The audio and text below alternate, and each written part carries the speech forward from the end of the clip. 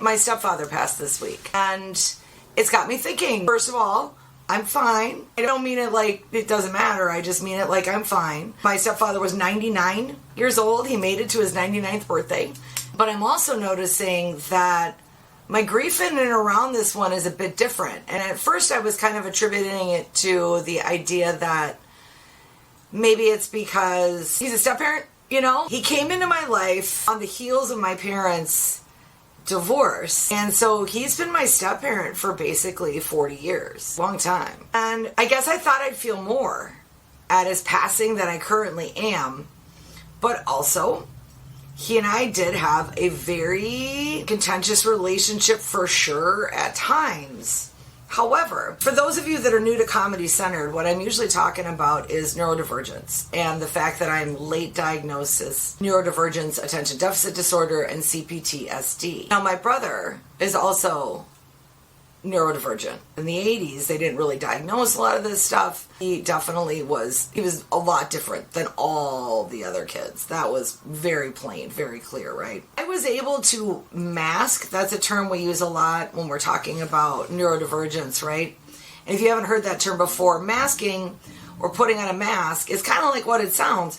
When you are worried about fitting in, you don't really know exactly what's going on yet, so you kind of put on this social mask of, oh, everything's fine, or oh, I didn't know that, or whatever, right? You're kind of play acting. But my brother has never been able to mask. You do not meet a phony version of my brother. You meet my brother. You always meet my brother. But the thing is, about neurodivergent kids, a lot of times we suffered a lot of trauma with the non-diagnosis, just because neurodivergence is a spectrum, but neurodivergence looks a lot like being disrespectful. It looks a lot like being disobedient. It looks a lot like the things that older parents and older generations didn't care for in children's behavior. And I've said my stepfather was 99. He's not even the same generation as my mother. My mother was a baby boomer. He's from the last generation, or the silent generation. He was born the same year as the Queen of England. But also, too, it was not long into my parents' marriage that my brother, the relationship between my stepdad and my brother came to a head. He couldn't get him to behave. My brother couldn't get himself to behave because, A, we now know he's schizophrenic and on the spectrum and all the things, right? We didn't know that then. My brother went to go live with my father permanently. And there was still shared custody of me as a kid, so I went back and forth to both houses, but my brother only stayed with my father. So I learned, if you don't mask, you get sent away. You get rejected. And I don't think I ever sat down and thought of it in those terms or in that way, but we pick up on stuff. You know, you notice that there used to be another person at the table with you at this house, right? And so it's kind of a tricky subject. And also, too, you know, there was another kind of a demarcation when they began the relationship. I was married when I was 15. And when they got married, they didn't invite any of their kids. He had 3 kids. My mom had 2. Now that I'm in my 50s and I've gone through a divorce and I have a child, that it used to seem very simple to me that they were wrong, that they should have invited all of us, that they should have done this or they should have done that. Maybe. But I'm the one who has to figure out what my real feelings are about this development. So I did the thing that you do in this day and age. I Googled, like, grief, like lacking grief, like a lack of grief. And when you've got someone in your life who is very regiment, very controlled, and they do this for a reason because it's worked very well for them throughout their whole life, right? But then you throw into the mix that there's a new marriage, and both of the children of the woman you're about to marry are neurodivergent. And it's been told to me, I haven't had this experience, but my friends who have autistic children, it's very difficult for the marriage to survive those types of situations. There's a lot of stress and a lot of pressure, and I cannot speak to it, and I will not speak to it because it is not my area, right? Maybe I'm not feeling a lot of grief towards it because of that, or maybe it's just because, you know, we weren't as close, you know? And he was closer to my mom and kind of always was. And that's okay. I guess what I want to kind of talk about is empathy. If I had tried to talk about this situation, if this had happened 6 months ago, 3 months ago, I would have had a very different presentation. I have been doing a lot of work, sorting out and reorganizing what I'm going to take with and what I'm going to let go of my past. I got my neurodivergence diagnosis 2 years ago. And at first, it's if you've never been diagnosed before and now someone gives you this label, it can be really disorienting because you grieve the parent you wish you had. You grieve knowing the diagnosis maybe came sooner so that you could get the proper treatment or what have you. Maybe you idealize there was this other path that could have been taken, but because of the neurodivergence not being diagnosed, it's not available, all these things. And it seems like from in my research, that's pretty on par for most people's experience, is that there's an unpacking of the past, and it's messy, just like unpacking. You're pulling out boxes, and you think you know what's in the whole box, and all of a sudden you get back down to the bottom of something. You're like, where did this come from? I don't even remember having this anymore, right? It's a similar metaphor. I think maybe more so, at least in this moment, at least today, maybe the reason why I'm not having such a reaction to it is because I'm just kind of at peace with it. What I planned to talk about also and touch on was empathy. I'm not sure who said it, and I think it's pretty gross that someone would say it, but whatever. But there was a statement floating around, I believe it was a politician, that said something along the lines of, you're committing the sin of empathy. But boy, if empathy is a sin, I'm a sinner. I'm the biggest sinner you're going to ever meet. Because you know what? You're not going to talk me out of empathy. You're not. I'm going to try, and that's part of the neurodivergence. I'm going to try to understand you. I'm going to try. I might give up at some point, but I am going to try. Because I always wanted someone to understand me. And I wanted people to try to understand me too. And I think it's the least we can kind of do, right? I was scrolling through my phone, and this is when I was starting thinking about this empathy. There was this doctor who was a psychologist, and I don't remember the name, I'm sorry. He introduced a term I hadn't heard before called cold empathy. Cold empathy. And he distinguishes from empathy in this way. If I see someone crying, I believe I'm empathetic. I know I am, but I see someone crying. I think to myself, they're sad, they're crying. I wonder if they need help. I wonder if I should ask if they're okay. Right? Empathy. Cold empathy is something that is a tool that is used by people.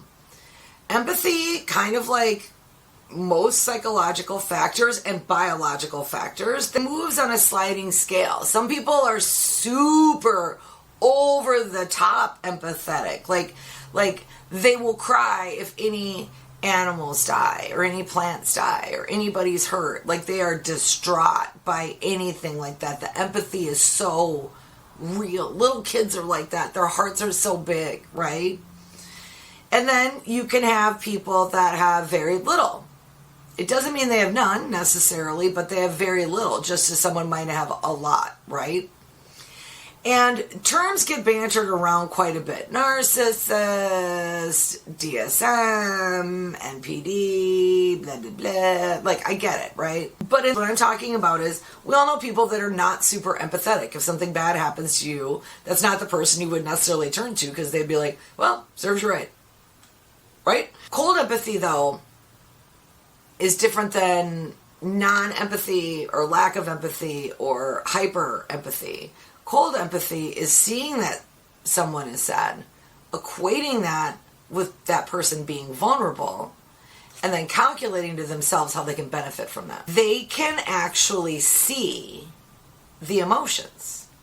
And we often describe or think of empathy as the ability to see or you know what I mean? Like to see someone else's emotions or feel someone else's emotions.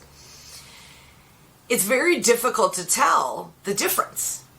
If someone's just listening to your story listening to your vulnerability, listening to your share, what you're talking about. Are they doing it because they sincerely want to help, or are they noticing that you're vulnerable and this is a good time to get information? Maybe you'll feel willing to like go out on a date with them or do something that maybe you wouldn't necessarily, or stay later at the bar or whatever that is, right? So cold empathy has a purpose. The purpose is to extract information. And so if you are dealing with a person, or you suspect you may be, that exhibits this type of stuff, like they focus on you, just so much eye contact, like they notice everything, they're watching all the kind of stuff, that's one thing. They want a lot of information. They want to study you.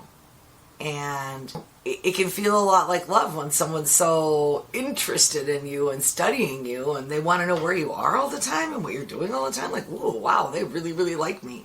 And it can be. It absolutely can be. But it can also, be this kind of a deal. And when I was doing this cold empathy search, one of the things that he says in his video is that if you believe that someone has narcissistic personality, behavior, not saying everybody who behaves narcissistically, I'm a narcissist if I'm hungry.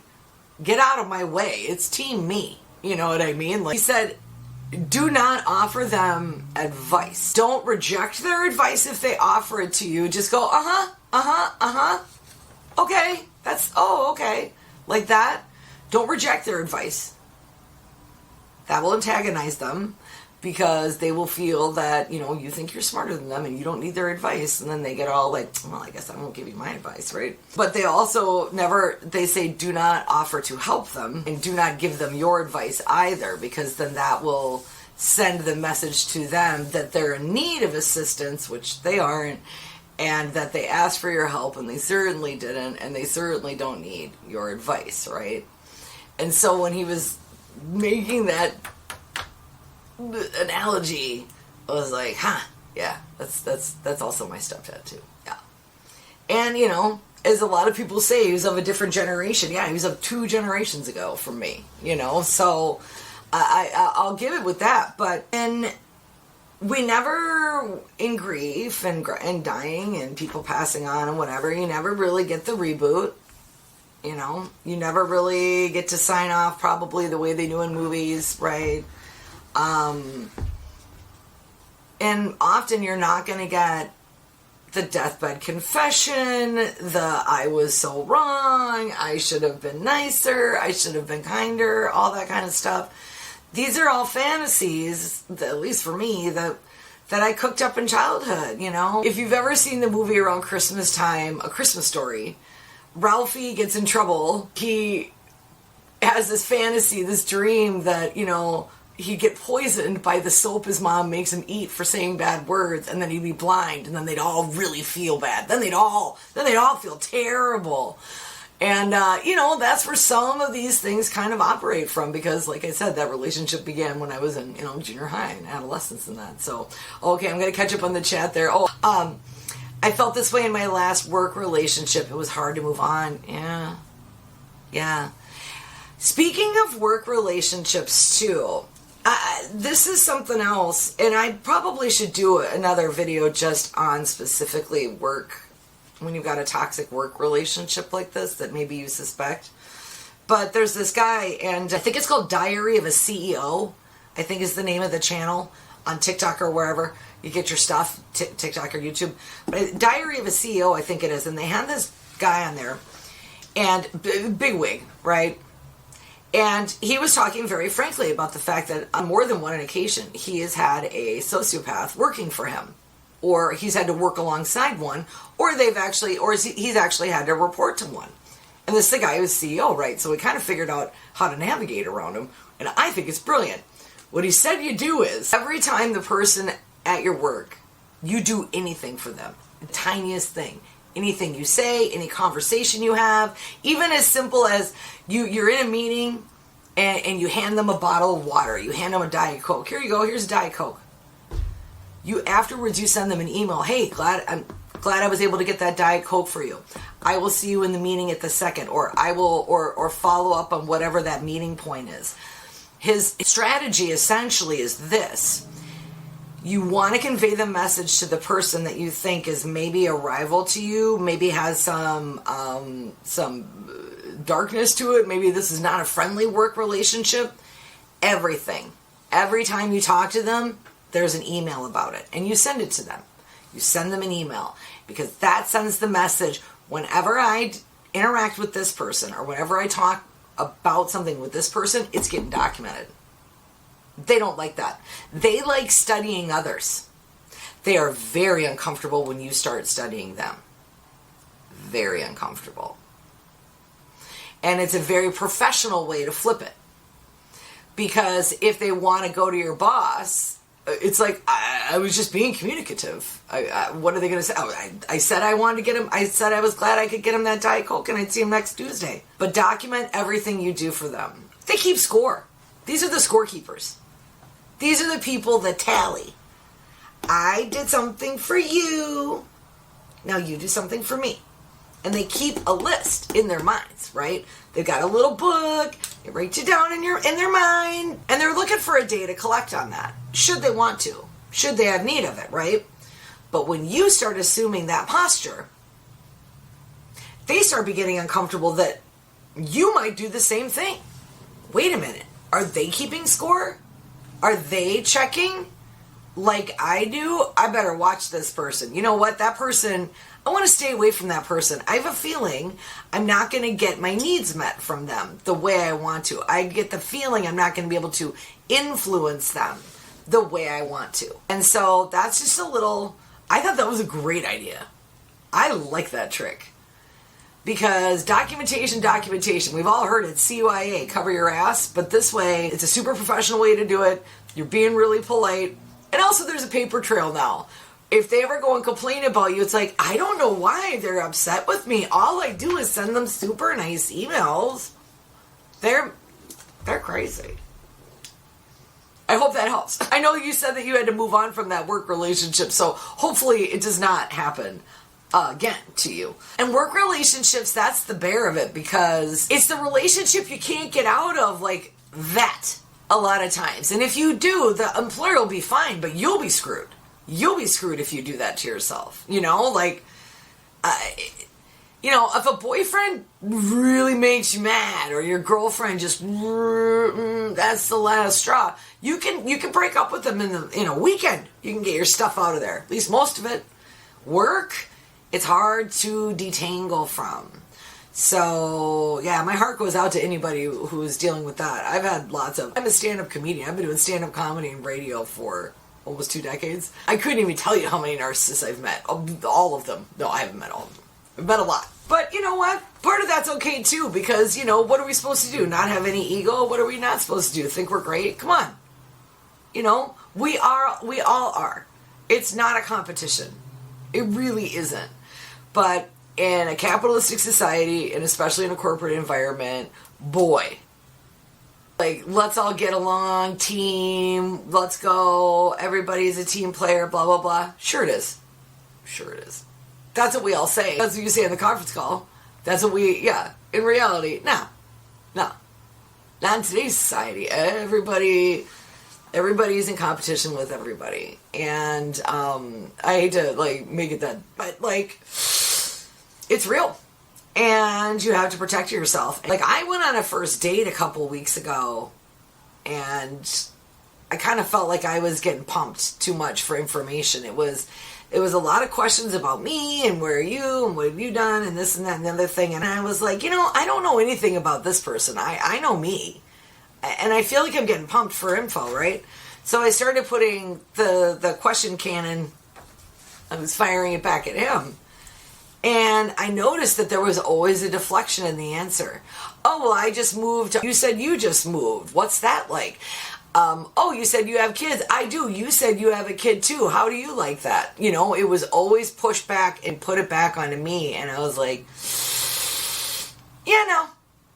this feels like a fishing expedition. If you ever feel like maybe you're on a first date and the person you're talking to is an undercover cop, Could be someone who watches too many crime podcasts, or it could be someone who is definitely trying to get some intel on you. I don't know. But yeah, it didn't work out. I didn't want to have to keep explaining myself for the rest of the relationship. Anyway, also too, and I mean, maybe I'm going to isolate some fans here, but I'm just going to go out and say it. His answer for his favorite actor, Jack Black. I mean, okay, but favorite actor of all the actors, living or dead, Jack Black. Anyway, but hey, if there's anything that's ever going on in your guys' life, any topics we touch on that you would like me to circle back to, things you would like me to elaborate on, or things you just don't want me to talk about anymore, I'll listen to that too. But I'd love to hear from you in the forum or in the comments below. And follow me on the Cadre Sphere, the Cadre app, and also if you catch this in the replay. All right, you guys, have a good night. Take care, and as always, stay centered. Navigating change is super hard. It's worth it. You're worth it. Have a great week.